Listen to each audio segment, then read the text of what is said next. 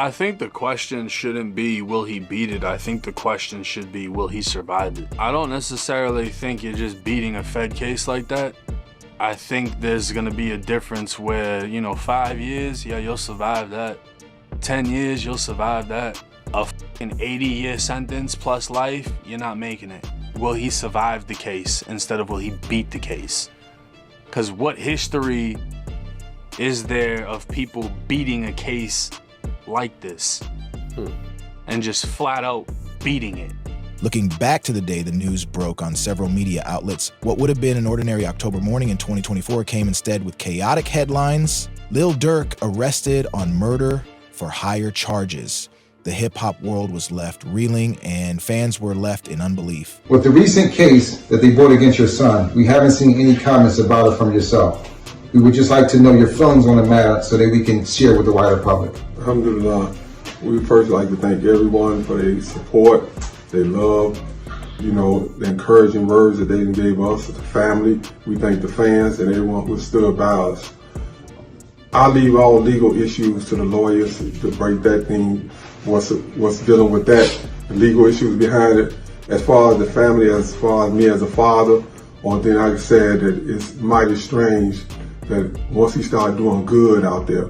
Many fans who have often connected to his songs and have followed the growth of career from Chicago's South Side to stardom, the accusations seemed almost unimaginable. Most rappers say a lot in their songs, so what makes this different? Well, it's been a long time and we are here. Faced with possibly the most pivotal moment in the career of one of the most impactful voices in rap, will this end be the end of Lil Durk? Lil Durk is a Chicago rapper who founded the Only the Family Collective in 2010, under which he has dropped 6 albums. King Von was part of Only the Family before his assassination. The emergence of Lil Durk occurred in the 2010s after signing with Def Jam Records and releasing Remember My Name in 2015 and Lil Durk 2X in 2016. He subsequently signed to Alamo Records and earned his first Grammy nomination for the hit single Laugh Now, Cry Later when he featured Drake in 2021. He earned Billboard 200 first-time entry in 7220 in 2022 and released his all-time record single #1, All My Life, his Grammy-winning collaboration with J. Cole in 2023. As unbelievable as it might sound, it was true. Federal authorities charged Durk Devontae Banks, also known as Lil Durk, with conspiracy to commit murder for hire. The accusation: he organized a scheme against fellow rapper Quando Rondo that resulted in the murder of Rondo's cousin, Savaya Robinson, Lil Pabeleg, August 2022. The 5 co-defendants who are charged along with Durk are Kavon Cuz Gran, DeAndre D. Wilson, Keith Flacca Jones, David Brownie Z's, Lindsay, and Asa Boogie Houston. Prosecutors assert that it wasn't some sort of random shooting, but it was retaliation for the 2020 shooting of Durk's labelmate and close friend King Von, who had been shot to death after a confrontation involving Quando Rondo's crew. Walking through the courthouse doors on the morning of his arraignment, Durk was stoic, almost defiant. The man who once penned about overcoming the ferocity of the streets of Chicago now faced charges of perpetuating that same cycle. Looking through the volume of evidence against Durk, there seemed to be a strong case against him. Prosecutors have presented over 230 gigabytes of electronic evidence, from surveillance videos to audio recordings. Added to that are more than 20 pages of reports containing witness statements, photographs, and medical records. Now that's a lot. Evidence collected in this case also shows defendant has allegedly placed monetary bounties to solicit other murderers. I don't know anybody. It's a sad thing to think about, but this ain't a state case, and this is people flew to another state to murder somebody. There's a lot of shit involved in this.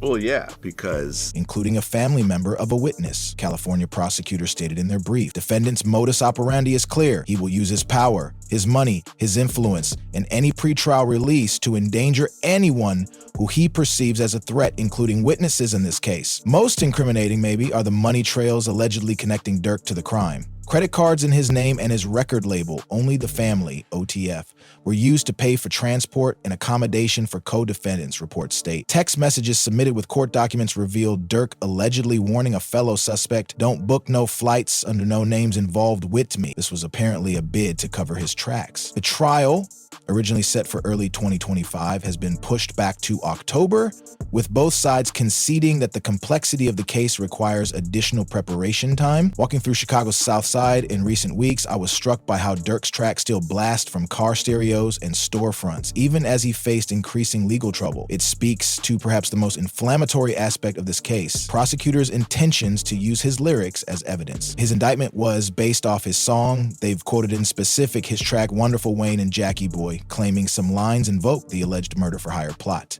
Using rap tracks as proof has been a contentious field of criticism by attorneys and artists on all sides for years, most arguing it criminalizes art and unfairly targets black performers. They're trying to convert his art into confession, asserted Eric Nielsen, a professor at the University of Richmond and prolific writer on this topic. Once he stayed away from all the gangbanging and dissing the dead and doing things out there in the street, when he turned his life around, when he on his dean now, practicing religion, doing things for the community, bringing about peace in Chicago and throughout various cities, all of a sudden now he being indicted. Prosecutors are stripping these lyrics of their aesthetic value, refusing them the respect of being classified as art in the first place, and interpreting them as literal admissions of guilt. Durk's defense has pushed hard against the admissibility of these lyrics, given that the song was recorded months before the incident in question. This war between artistic freedom and evidentiary material could have sweeping implications for hip-hop artists across the board beyond Durk. The situation was further complicated when an FBI affidavit, not sealed, implicated Durk in another murder-for-hire plot against Stefan Mack, a so-called leader of the Gangster Disciples, in retribution for his brother Dante Banks' death in 2021. Even though Durk has not been charged with the crime, the prosecutors used the affidavit to justify the case against his pre-trial release. The controversy has also spilled over into politics. Durk's $150,000 0 cents donation to the campaign of Chicago Mayor Brandon Johnson was a lightning rod for controversy. Just right off the Muslim conference that we had in Chicago, calling for peace. Now, 3 to 4 days later, he's being indicted after that. When he put up on his concert, all the people that got killed in Chicago, showing that this is not what it's about again, he get indicted. But now he's being indicted for that. So look at the bigger picture here. Look at what the government trying to do. They always got their whole thing is you doing wrong, you doing bad, then that's good for them because that fill up the prisons. But when you start doing right and telling people to stop doing wrong, then all of a sudden you're an enemy to them and they have to lock you up. Although Johnson refused to return the money, stating, "I don't work in feelings, I work in truth and justice," the optics have been tough on both sides. In Chicago, a community center where Durk once held charity functions through his Neighborhood Heroes Foundation knows him differently than the man who is currently faced with court charges. Indeed, Durk's defense is pointing to his community service and his role as husband and father. Lawyer Jonathan Brayman has said unequivocally he's looking forward to his day in court and for truth to prevail. With the trial getting extended, one major question on everyone's mind is, is this the end of Lil Durk's career? There have been some artists who survived severe legal trouble to continue on with productive careers. Others have had their momentum irretrievably ruined. For Durk, much will hang on the outcome of the trial, but perhaps just as much will depend on how his fan base and industry respond to the trial. Guilty or not, album sales and streaming numbers for Durk have remained surprisingly consistent since his arrest, which may be a sign of the power of the ability of fans to separate art from accusation, or maybe just a reflection of the uncomfortable truth that controversy drives consumption in entertainment. Walking through Chicago's drill music sites, the neighborhoods and streets that birthed the movement Durk made famous, there's something that strikes me about the impermanence of legacy. In a decade, he transitioned from local legend to mainstream superstar, collaborating with Drake, J. Cole, and other big-name artists. His realistic portrayal of street life resonated with millions while simultaneously facing backlash for glorifying violence. In trial, with the October 2025 trial looming, Durk finds himself in as much legal jeopardy as he is existential uncertain about his place within hip-hop history. Will he be remembered as a creative who spoke truth to power, or one who couldn't escape the life he so vividly described in song?